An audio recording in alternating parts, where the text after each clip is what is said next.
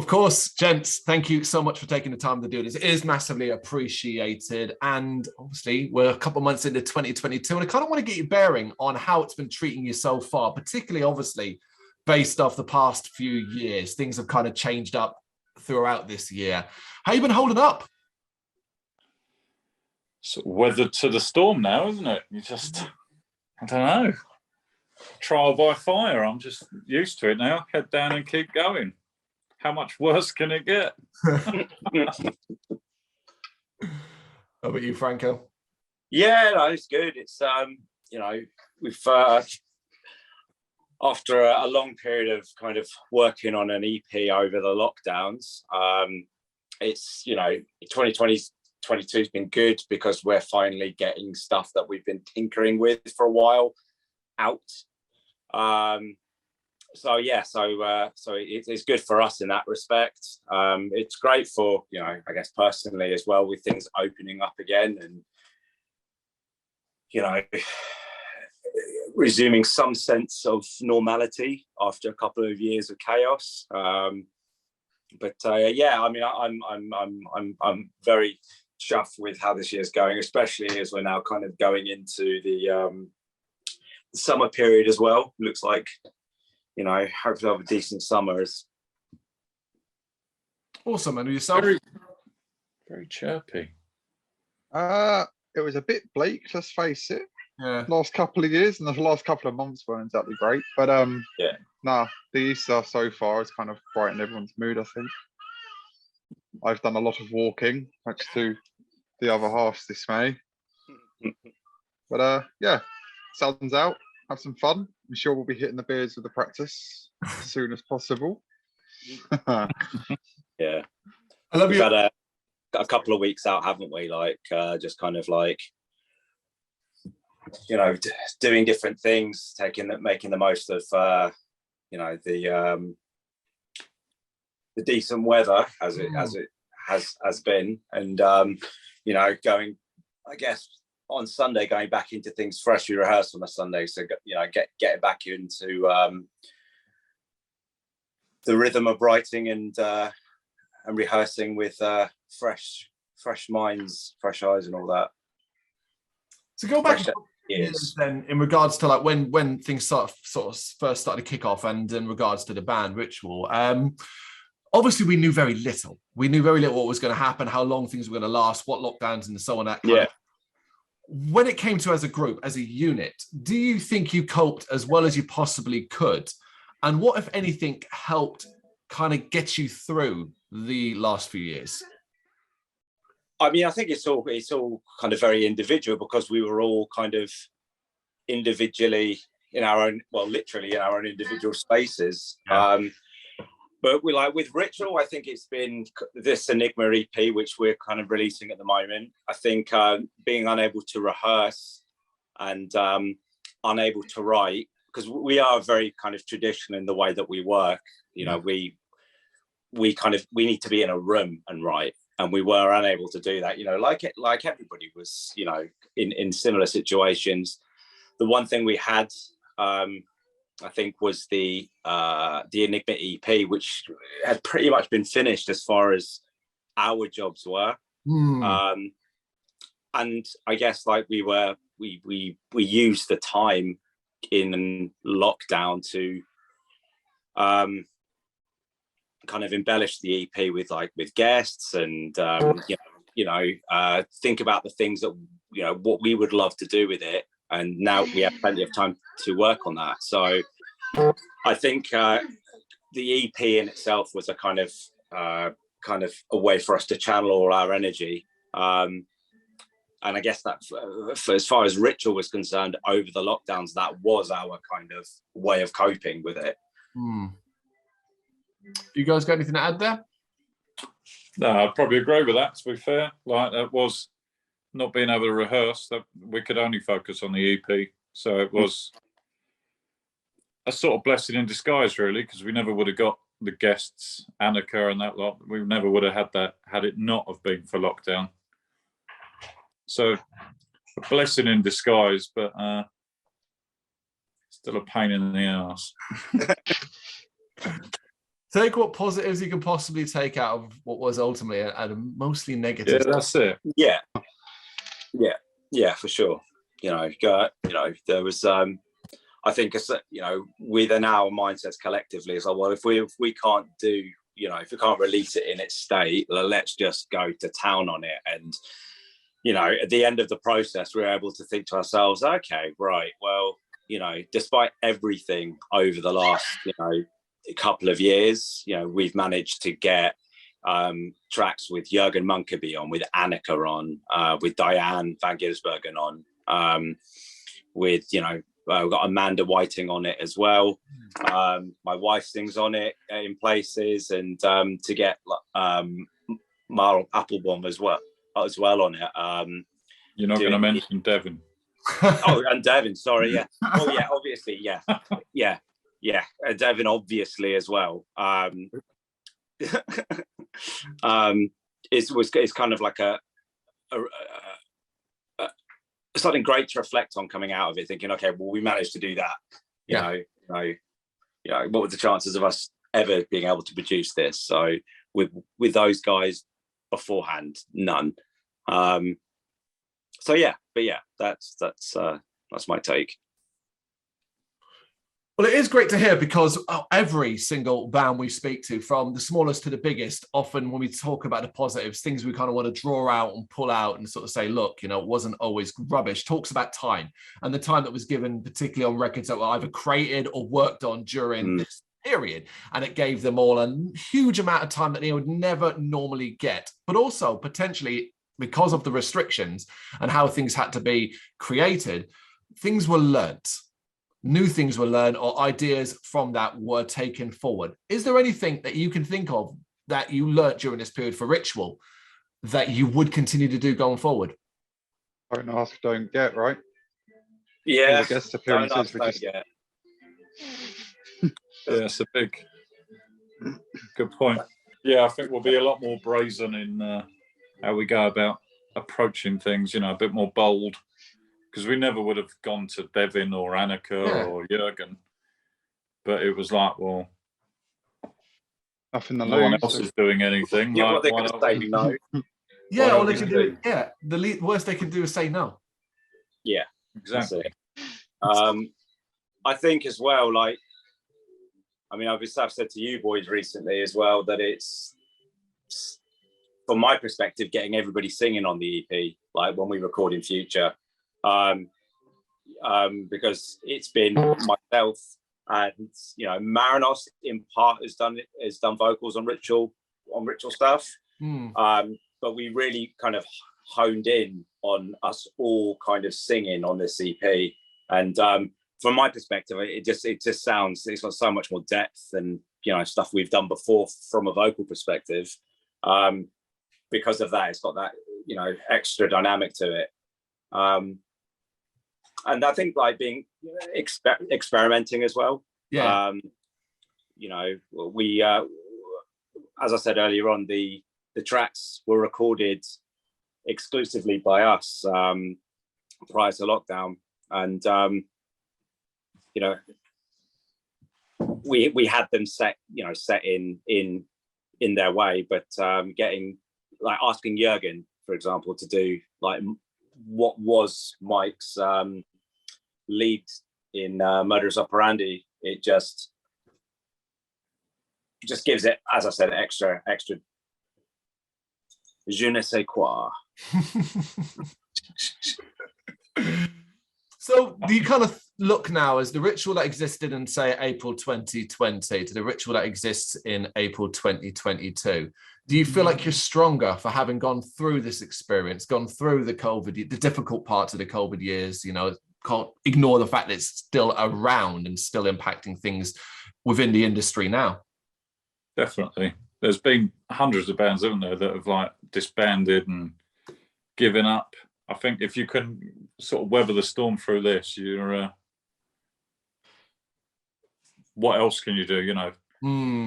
Take away the ability to gig, rehearse, and all that. If you can still be a band after that, you got a pretty good chance. I don't know what else you could take away from people. Survive not being able to gig or rehearse and still come out of it. We all hate each other, but Yeah. Of course, you mentioned it several times. We are at this super exciting time, the build towards a brand new release. EP, Engima, May 6th. So right around the corner. Talk us through the early stages as the EP's creation. In particular, I want to know about the early ideas and how those were eventually transformed and impacted by what went on the years that followed.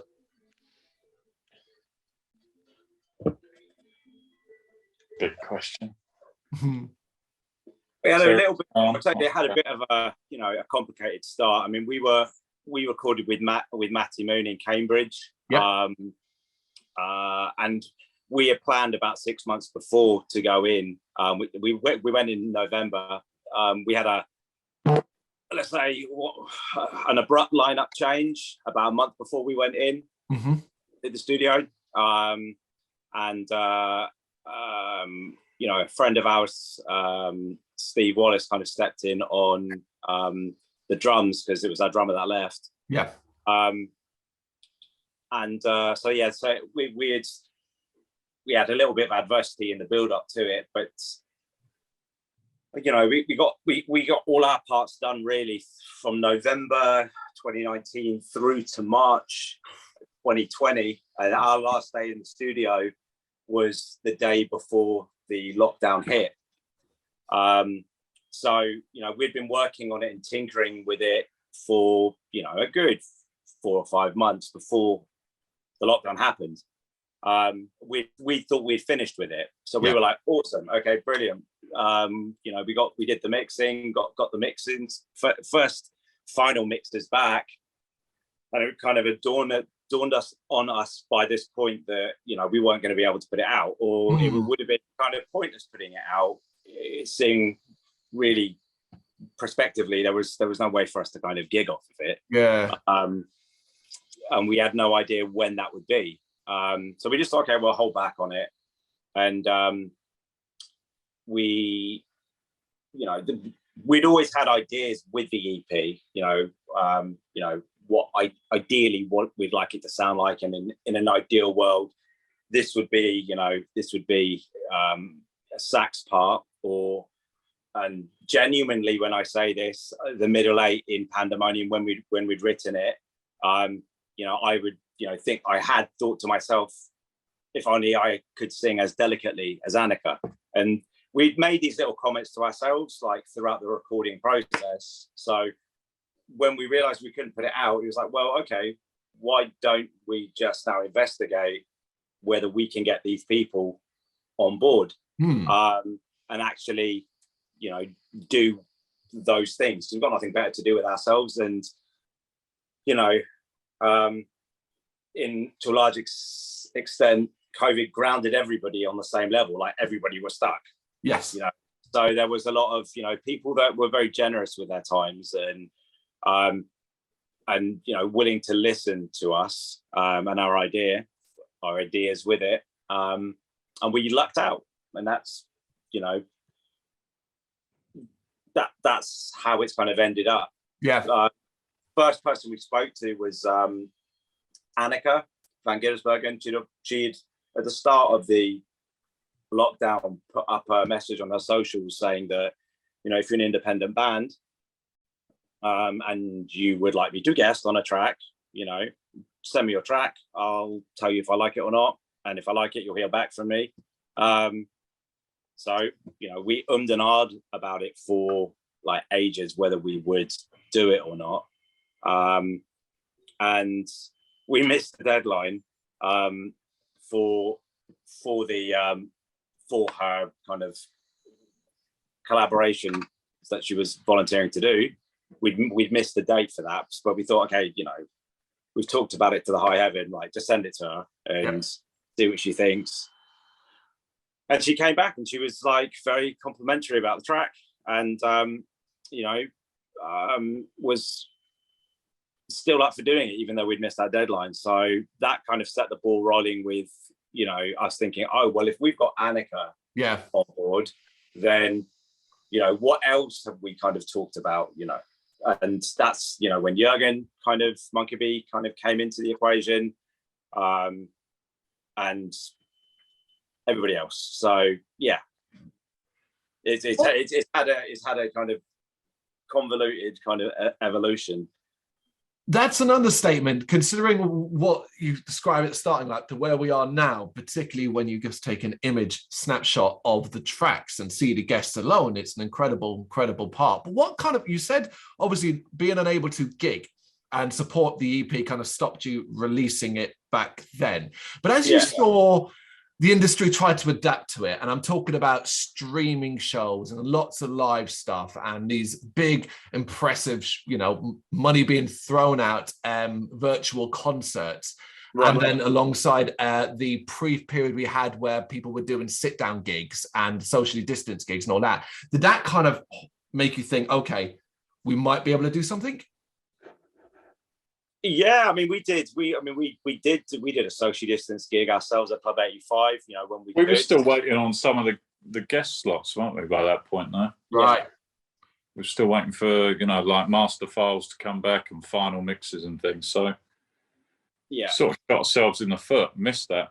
Right. Yeah, I mean, I think what it was is because, you know, we did definitely bite off a lot, and then it was kind of coordinating all these people as well. And everybody has their kind of different, you know, schedules, I guess. And it's, you know, it just required a lot of patience for us to get all these bits back in and kind of just be happy and content with them. That just took a while, you know, a lot longer than kind of things when they began to open, when things began to open, there was no way we were in a position to put this out. Yeah. We've done a couple of social gigs, and bloody weird, right? Yeah, it's a strange experience. Everyone was sat down as well. Yeah, which was weird. Sat down, little plastic screens, no one allowed to move. Weird. Yeah, I watched one band do a seated socially distant gig, and they were a black metal band. And it was the most unusual thing I think I've ever done in my life. Amazing. Before we move on, James, thank you for joining us.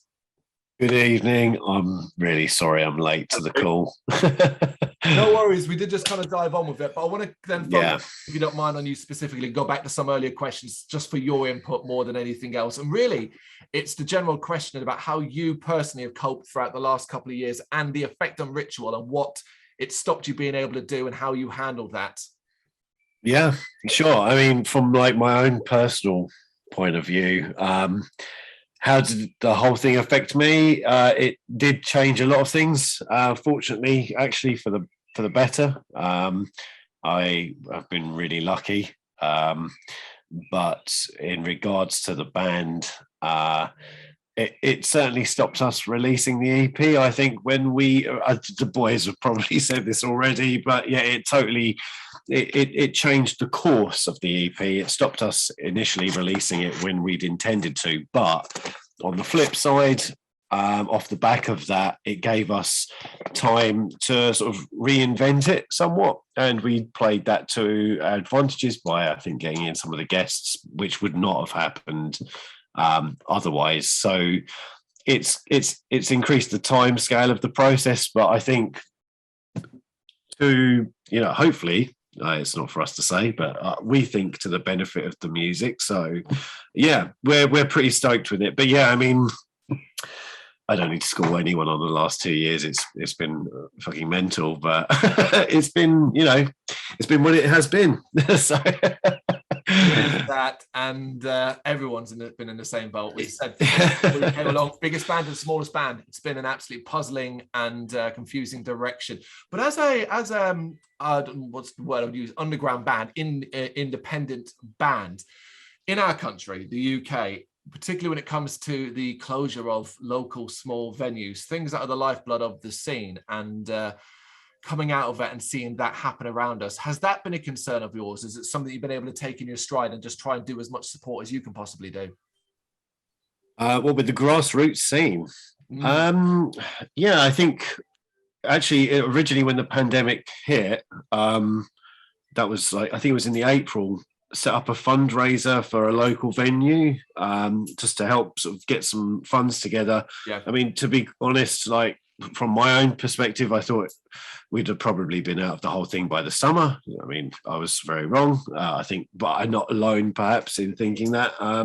So yeah, we all kind of clubbed together, and in our own ways, I think we all sort of supported in the way we could initially to the venues, but to the other bands, you know, since then we've been to see some gigs and we've played some gigs. I think when I jumped on, the boys were saying about that we'd done like a couple of socially distanced shows, which was like weird, but kind of also I'm glad we did. In fact, in some ways it was weird. Like we went to one of them and it was like, you remember that film E.T.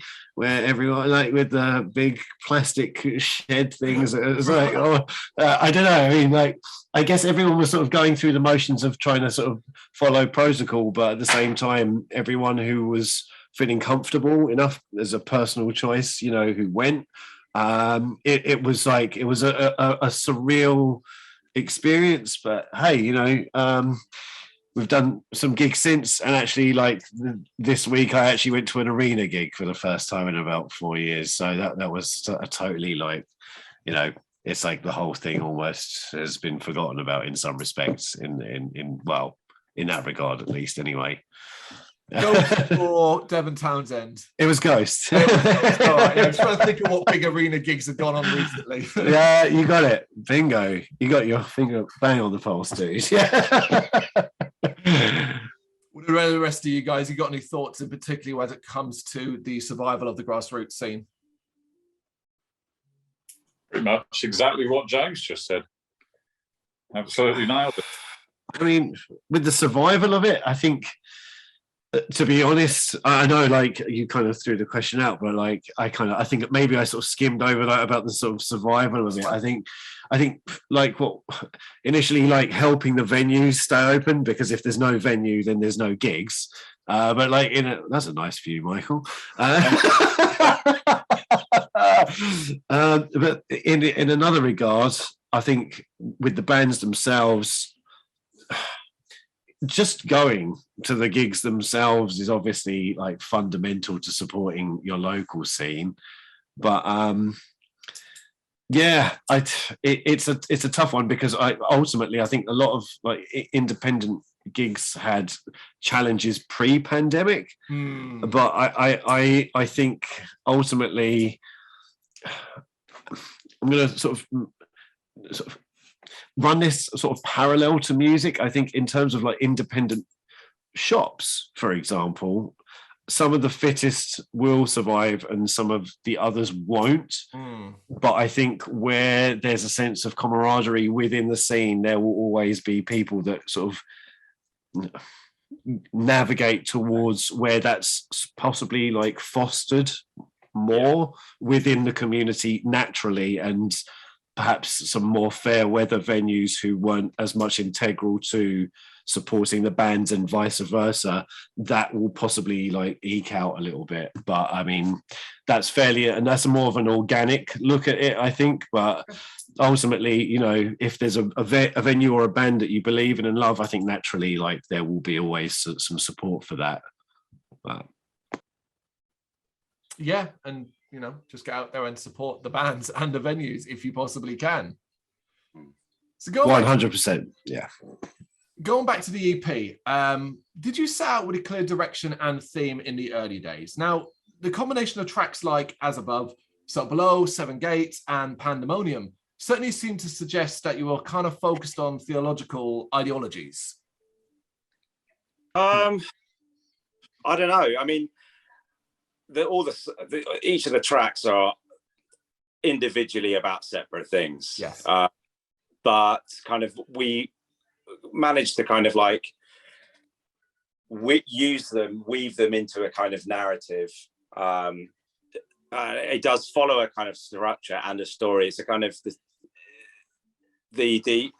it's a follow-on really to our kind of last EP. Kind of like if you want a narrative explanation. So the last EP was called Operation Copacabana, and the Punch Drunk Blues. And that was basically Barry Manilow's Copacabana. And we took that story and we kind of like extrapolated on it, I guess. And we kind of like explored different themes or different events within that story. And ultimately it's about a murder at a nightclub in a kind of like a kind of passionate, heat of the moment kind of situation. And the follow on, this is about the antagonist in that story and his kind of his trial, his execution, and his descent to hell. So that is the kind of like, very broadly, that's the kind of like shape and the way that we've organized the songs. But each of the songs, as I say, are about individual things. Like the first track, 7th song on the EP, I guess, Seven Gates. That's the kind of the trial aspect of the story. And that we use a Greek tragedy called Antigone by Sophocles to kind of to explore that. It's like a vehicle to kind of tell a courtroom drama. The Modus Operandi is about the death penalty in the States. Or it's not even specifically the States, it's the death penalty as a sanction, really. And you know, that's your antagonist being executed. And Pandemonium is about religious fundamentalism, but the title takes itself from Milton's Paradise Lost. So that's kind of, you know, which is, you know, about a descent to hell. So, you know, that's where that aspect comes in. And we've got, you know, 2 tracks that started off as Above So Below and Walk of Shame, which kind of like bookend the whole thing. So like in terms of like is there a particular theme? Not really. In terms of like storytelling, I find talking about more than one thing over the course of a song or doing it more than once a little dull. So it's kind of, it's varied. So it's a mixture of things.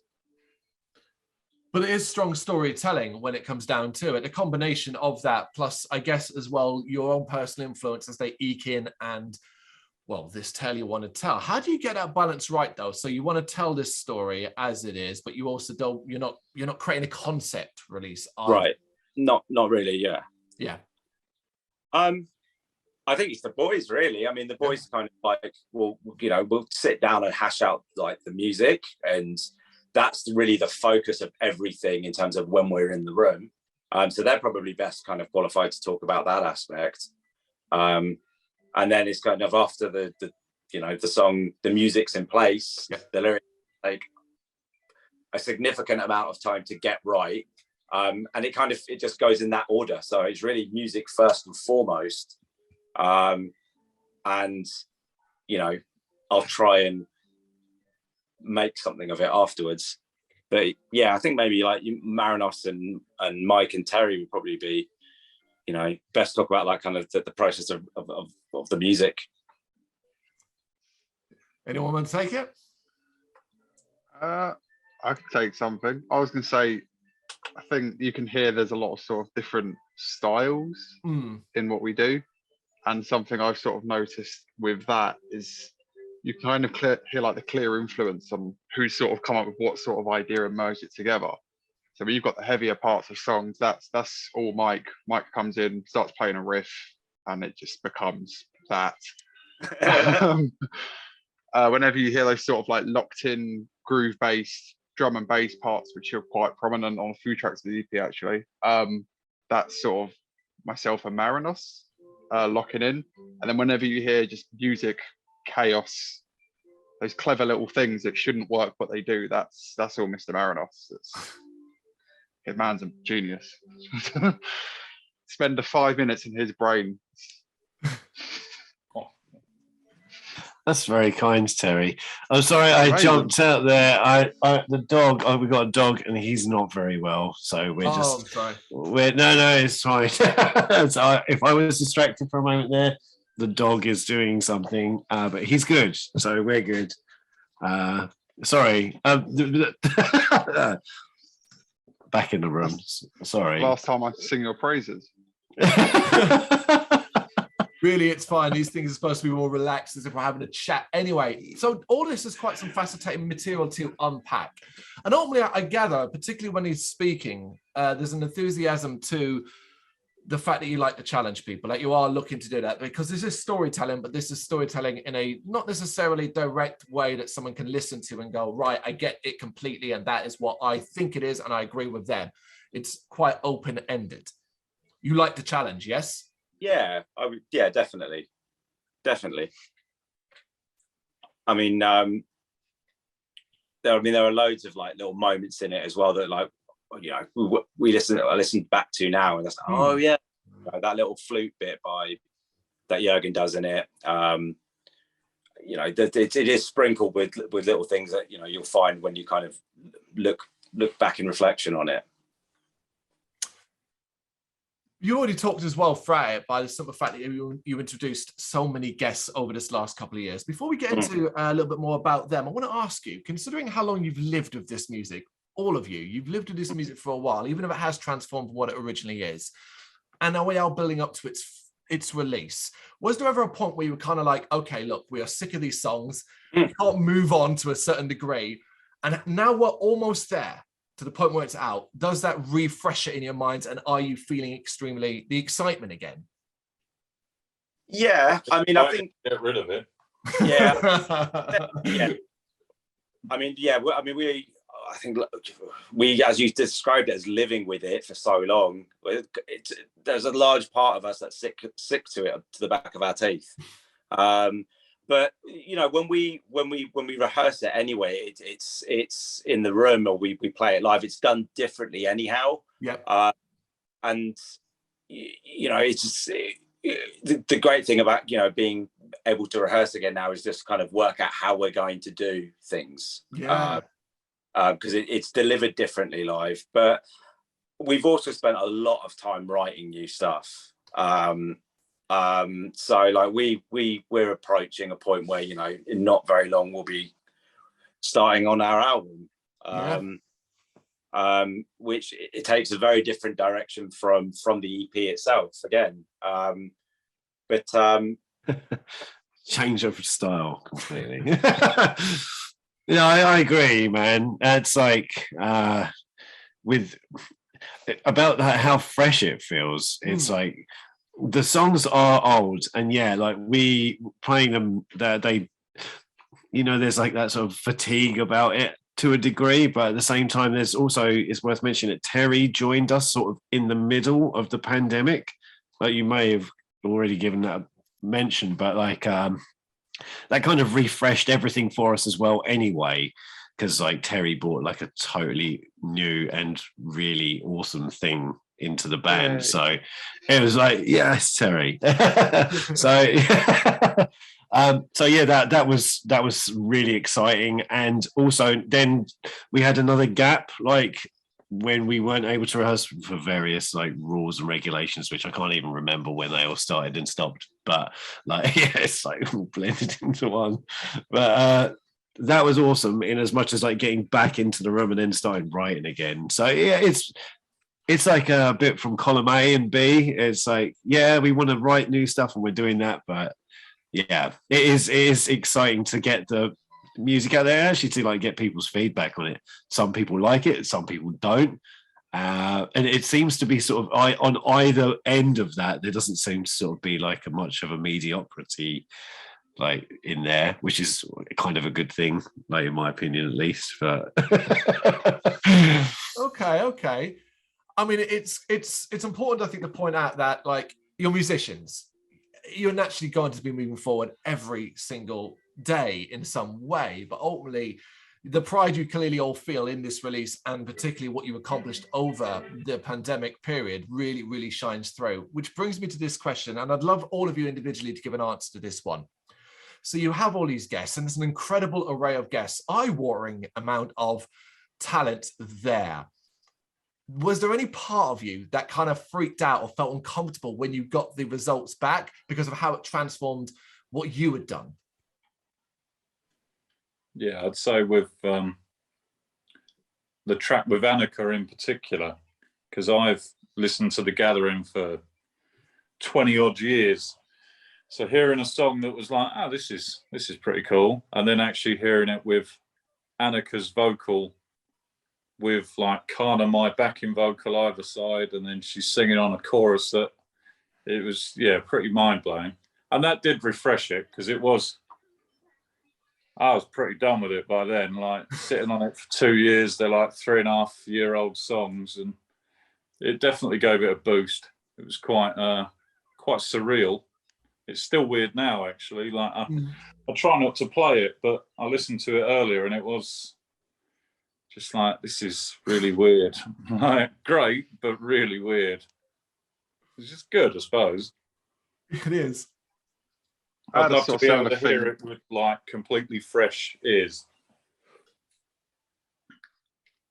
I was gonna say I had a pretty similar thing with Murderous. Actually, the first time I heard Murderous, it didn't have Jürgen on it, but I thought the second that saxophone of all things in that just transformed it. Every band should have saxophone. It's incredible. And I think it's the outro track as well. He's playing some flute on as well, and like I heard that pre Jürgen, and then once Jürgen was on it, it's completely transformed it. It is, as Mike said, pretty surreal. Weirdly, I mean, I love them all, but like weirdly, that's one of my favorites on it. That out, just because it's like an ensemble piece. We managed to get Jürgen back on it. We got Diane back on it. Obviously, it's got Devin on it, and we managed to Amanda Whiting, who plays the harp in Pandemonium. She's on it as well. We're all on it, and it's that's so difficult to orchestrate and kind of coordinate and get all the parts done for that. That's so transformed from the initial kind of bass line that Matt did on that when we were kind of demoing it, and then it just got all these layers were added on. I don't know about can you like ask me the question again, because I wasn't sure whether was it like were you asking whether like we felt intimidated by it, or? Yeah, to a degree, but also that you were when you got the result back and it transformed your song in such a way that you kind of almost went, If I tell you what, if we ever attempted to deliver it spot on like it is on the EP, then sure. Yeah, I mean, there's just I can't sing like Annika. I can't sing like Diane. You're talking about a dramatic soprano and one of like the best kind of. Annika's got such like a distinct kind of pop delivery style that I can't sing like those two. But then the intention has never been to do that exactly as it sounds on record. Like, we do it differently live. I mean, it's I still think we kick ass when we do it live, but that's for other people to say. But it's just done differently. Like that, those big vocal sections with Annika on in Panda are kind of like spoken word almost, the way I do it. So yeah, I think we just had to be kind of like savvy to the fact that we can't deliver it the same way. So let's just, how are we going to do it in a way that does us justice? I think that's the thing I took away from it. Well said. What about you, James? Yeah, I mean, I think the thing is when the guests started coming on board, like piecing together any record like in a remote fashion, and like no one's in the room, there's not like an instant like vibe. I think like with at least like from a vocal point of view, Franco had some of his like lines laid down that were used as guides, and I think from a point of view of waiting to hear what we got back was just absolutely just like, oh my God, I cannot fucking wait to hear what they've done. And when the stuff came back, we were just like, wow, this is just fucking amazing. And we tweaked a couple of things in the mix, like Franco might have dropped a couple of his lines out just to give more space to some of the guests, just in terms of like layers and harmonies.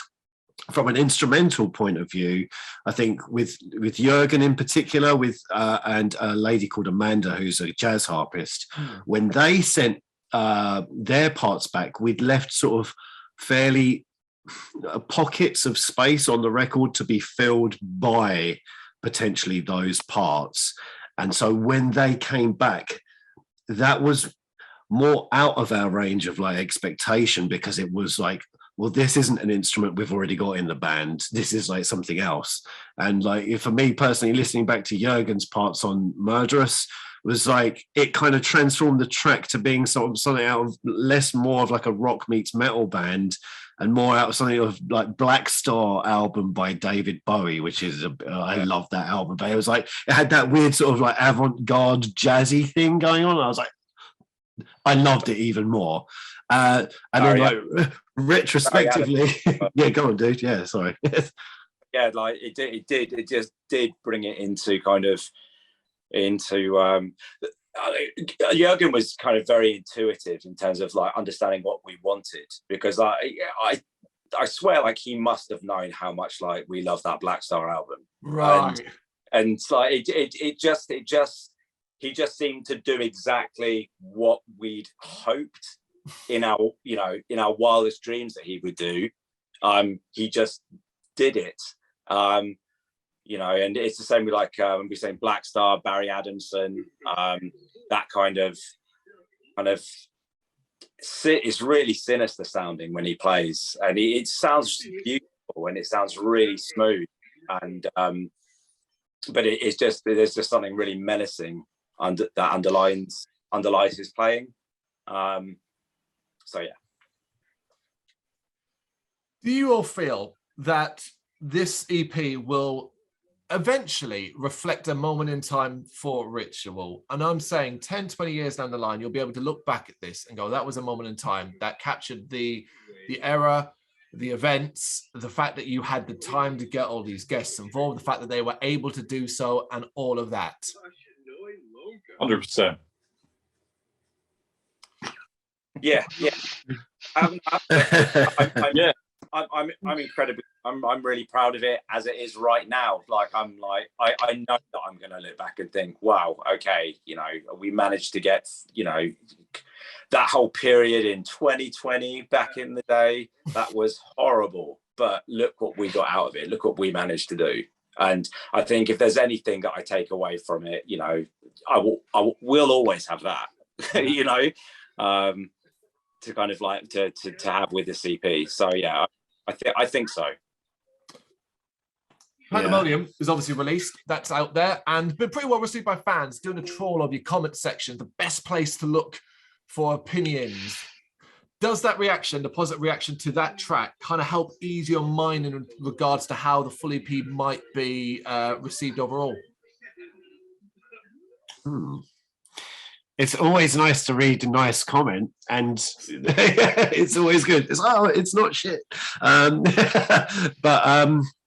Yeah, I think we would like to think that at least people will enjoy it, or maybe take away from it that they're listening or experiencing something that's not like in vogue, or is it on vogue? Which one of them's French, one of them's Madonna, but like or something like that. But I think the thing is like it's nice to see like a positive reaction, but I think also like we feel very pleased with what we've got with the EP.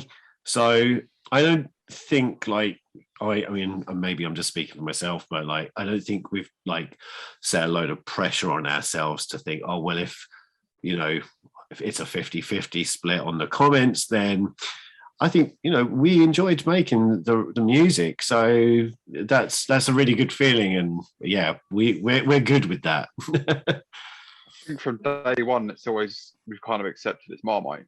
as Khan said earlier, or I think Mike said earlier, we've had people who've really liked it, people who've hated it. So there's no in between. Yeah, I think like from our very first track, I think like we know we're aware we're a Marmite band, and you will either like us or you will really dislike us. So I think we've made our peace with that now. So in a way, like I'm not so concerned whether people. No. We wouldn't put anything out that we thought was shit, and if people think it's shit, then all right. But if you like it, that's like a happy little bonus. But none of the tracks would be going out if we thought that they were terrible. Hopefully people agree. Yeah, absolutely. I'd be fascinated. You know, someone who comes along and says it's shit, best have a damn good reason, a damn good explanation for that, man. That's awesome, man. Thank you. Thank you. So guys, we're coming to the end here, and I want to get your kind of general feeling on this because it's a puzzle for all bands. Okay. Bands fighting for space in the online world. You know what it's like. Social media, streaming, all the stuff that's required of being in a modern band. Record sales not so much important, likes way more. Do you feel that you guys are well positioned within this world, understanding it and working with what you're given? That desire for constant content, do you feel like you're in a good position to be able to handle that? And do you think you're good at it? That's why we'll pay someone. No, I think oh, brilliant. Take that bit out.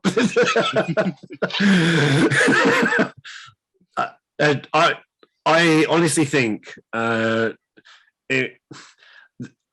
there's a lot of elements against bands in terms of like keeping like a sound that's you strike a moment in time that is like resonates with people like broadly, but also in terms of like feeding out the content that's relevant and desirable, like, and platform experience dependent as well. It's like there's a lot of like variables to sort of swim against, and I think while we're well placed in one sense, in as much as like we have got like a qualitative content, I think we've all like arrived on that we're stoked with.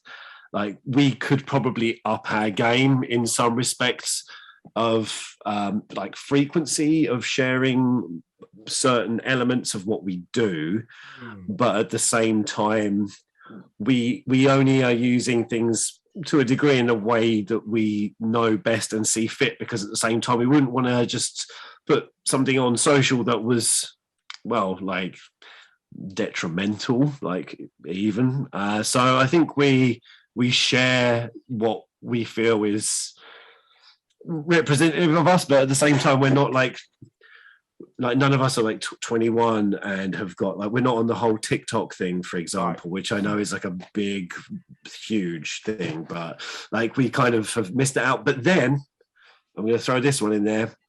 We are a little bit older, you know, there's grey in my beard.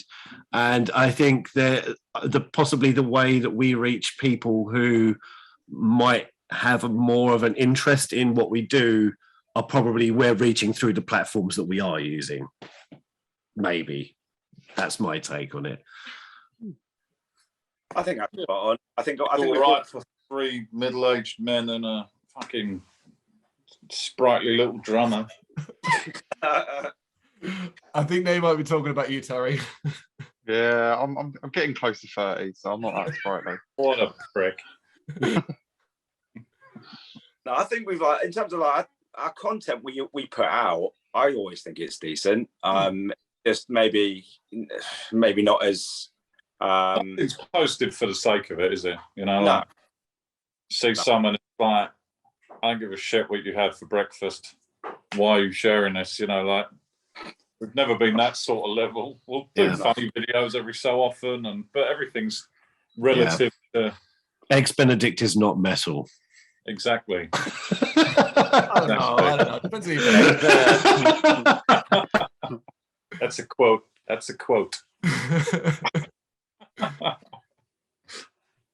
All right, guys, then last one then for you. Because, of course, the big thing is the EP release, May 6th, as already stated. Make sure you check it out, folks. Please do. But not only that, we're kind of hoping you're going to have a busy 2022 and into 2023. Now, obviously, this is incredibly difficult still because COVID isn't over. There are still issues out there, but also we have this hangover of many, many bands having to postpone tours, cancel tours, booked up venues, and of course, festivals, basically using the same lineups they have for the past 2 years. Is the general hope, I guess, or plan for Ritual just to spend the remainder of 2022 out there gigging, playing live, getting your face up there? Yes. Yeah, for sure. Like getting back on the road and playing more venues is definitely, top priority for us. But if you're a promoter, come get us. For real. Hit us up. We'll come up. Because I think you guys go on any bill. I think you are that kind of band where this whole, the whole theme of bill and don't put this band with this band and so on, that kind of thing. I am very, very confident, having understood your music a lot more recently, that just stick you with everyone. Everyone. Black metal at the top, sweet, you join in them. A bit of rock over here, some 80s cheese, brilliant. Amazing. I'll say that. For real. Like, I mean, we all grew up with, listening to different things. And we'd all have our kind of core kind of, influences, for want of a better phrase, as musicians. But they do go from 80s cheese to extreme black metal. So that's... we do flirt with that in in the music we write. You've got no problems throwing if something fits, then it's going in. So it's good to hear you say that you think we'd fit with on any bill. We'd happily play pretty much any bill. If we're presented with them. I think historically, maybe pre-COVID, we found that promoters haven't really known what to do with us. That's whether we're not heavy enough for a full metal night, in some people's eyes or mine, but we're too heavy for like a rockier night. But what we, as far as we are collectively as people, like, we would happily play anywhere. It's a musical buffet. Come take some sandwiches or egg and cress or whatever you want. I feel like you're determined, James, to get all the quotes in. Absolutely. There's another one there. Guys, I wish you all the success with this EP release and getting shows for the rest of the year. I hope it works out exactly as you want it to be. Thank you so much for taking the time to do this. Thank you, man. Your time, dude. Thank you, dude.